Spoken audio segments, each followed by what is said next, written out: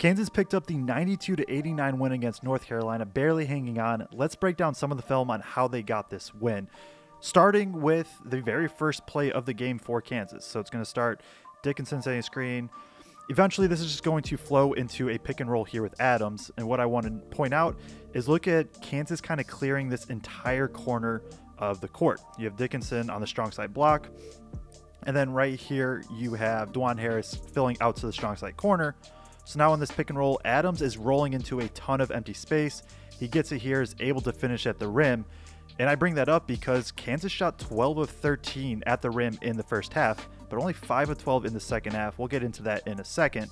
It wasn't like Kansas just ran away right away, though. UNC had some good looks, and this is a very similar concept to what Kansas just ran. Now, UNC is going to have a full empty-sided corner, meaning nobody's over here in this corner. And so now on this roll, right here, I think they do a good job, UNC, of Kadoja's right here, getting Dickinson involved, hesitating enough to force Adams to basically be put on like a 3-on-1, as there's the cut here from Withers, and now it's just a lob up to Washington. But from here, it was a lot of Kansas for a good bit of this half. We're going to start here with something we're going to go to later in the game. This is a pin down right here for Dickinson. UNC being the smaller team compared to Dickinson specifically. Now they're going to front, but again, notice Kansas opens up this entire area of the court. Adams, who's not a shooter, you bring his defender up by having him set a screen. Now you can lob over the top, let Dickinson get the and one off of fronting. And the big thing that stood out in the first half is Kansas just had pretty good, really good rim protection, to be honest.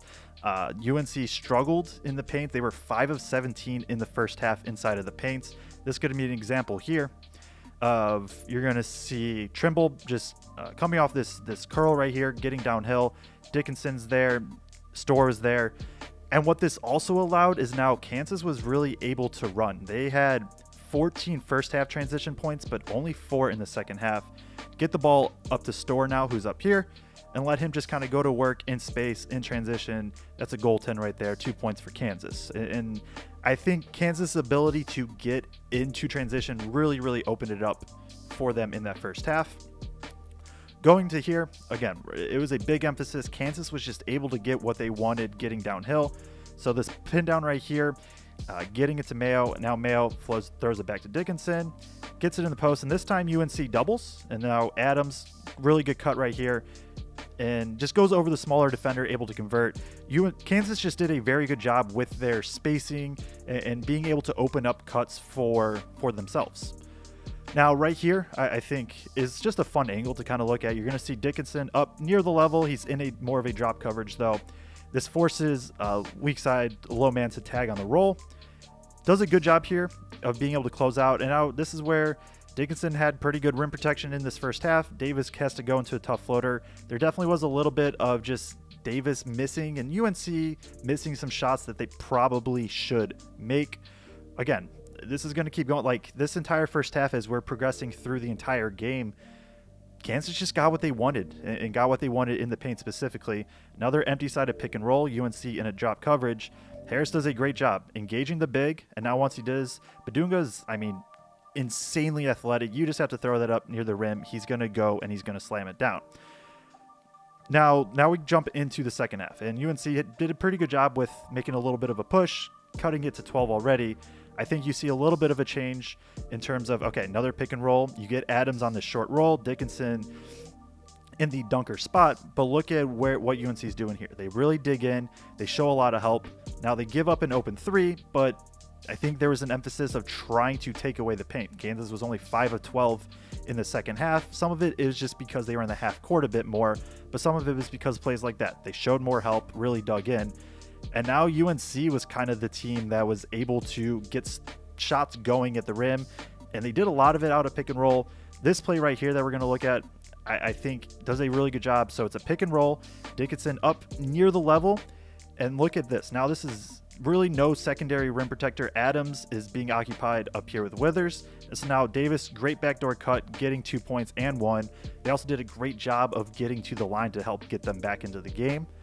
Going back to Kansas offensively, I think there's some part, especially when teams make these big comebacks, it's just like, oh, there's these big changes and all that. Sometimes it's simply teams stop making shots. High pick and roll here. Adams in the short roll. This is a shot in the first half he makes. This time he doesn't. That little short floater. Sometimes it's literally as simple as make or miss. So, but UNC in the second half really was good in pick and roll. 1.824 points per possession in the second half in pick and roll, 31 points. In the first half, they were 0.889 points per possession, only 16 total points. So you're going to see here, high ball screen, and just look how much Kansas cheats over. I don't know if this is on purpose from Coit or not, but just absolutely abandons Trimble in the corner. Trimble makes him pay on this one with a kick out three. Few minutes later, now it's going to be Washington up in a high pick and roll. Dickinson up near the level and drop coverage. And now Davis does a good job driving, getting down, and you see Kansas collapse, right? And helping on the roll. And now it's a kick out three for Withers, who on this next play that we're going to look at less than a minute later, now he's the one setting the screen. Again, good job engaging Dickinson. And now it's just a pick and pop. Dickinson's not going to recover. And that's a few big time threes because UNC struggled shooting. They were only 7 of 23 overall. But they did a good job within of those plays right there, being able to knock down shots when it's needed. Withers going 3 of 5, knocking down a few right in a row, and just spacing that Kansas defense out a bit, and making them pay if they didn't recover out to where they needed to be. I think the other thing that really stood out for what UNC did in the second half to close the gap is I thought the perimeter and the point of attack defense was just better. So it's going to be a baseline out of bounds play. Kansas is looking to set up a Chicago action, which is a pin down into a handoff. UNC is just going to switch this. And so now there's nowhere for Mayo to go. He's going to back cut. And then right here, they're going to flow into another handoff for Coit. And I think Davis he gets hit initially by the screen, but does a good job recovering. And also Dickinson not rolling crazy hard. There's just not as much room anywhere for Coit to go. Doesn't get it to Dickinson, throws up a tough floater. Davis, I also think, did a good job of fighting back, getting in front. And so just little things like that, I think, really played a big difference. I thought the point of attack defense, like I said, for UNC was much better in that second half. And I don't think this can be overstated. Like, these are just, it feels like pick and roll, pick and roll, pick and roll. But that is what UNC did in the second half to get the back. Kansas was elite in transition and in the paint in the first half. It was kind of UNC's turn in the second half. So another pick and roll right here. This is where I think North Carolina's spacing, right? Withers at this point, I believe, had already hit all 3 of his threes that he made. Adams absolutely has to respect him. Look at this spacing that UNC has early in the shot clock. Now you're just going to see kind of a slip from Lubin. Dickinson very much up at the level. He's not going to be able to get back. And now it's just a tough rotation for 6'6" Griffin to try to make. He does his best rotating over as the low man trying to contest the shot, but really good take from Lubin there to be able to convert. Now UNC's up a few. And what Kansas kind of went to was, hey, you have Hunter Dickinson. Try to get him the ball. Try to get Kansas back up in front. This is kind of what we've been going back to, I believe, the third play in this video is a high pick and roll and Dickinson kind of being able to create space knowing that he's going to be fronted. Now you're going to see UNC very deep drop against Adams, not respecting him as a shooter, obviously. But as that pick and roll still happens, Dickinson's just going to kind of seal his man, use his size. And now this time, even though this initial seal right here doesn't get anything, with kind of the spacing that Adams can work with, Adams can either catch and rip and go, or he can get into a high-low look here. And with that, Dickinson can go up right away, knowing that he's not going to be double covered. He's just going to be able to go up, get his shot, and that is exactly what he does there. And now with the tie ball game, with just a minute and a half left, this is the final actual field goal make of the entire game. Very, very simple. Pin down.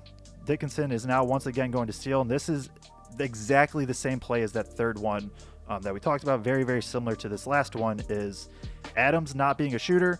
You bring his defender into the action by acting like he's going to come set up a screen. You have Dickinson, who's being fronted, seal on this backside, and you open up this entire half of the court. Now you just have to make sure this pass is good, throw it up over the top, let Dickinson go and get it and finish at the rim and give them the go-ahead lead. So A lot of good back and forth. Obviously, Kansas dominated the first half, UNC the second, but there was good stuff that both teams did, some good adjustments, and just a really, really fun game overall. If you enjoyed, please like and subscribe. There's going to be a ton more film breakdowns throughout the entire season.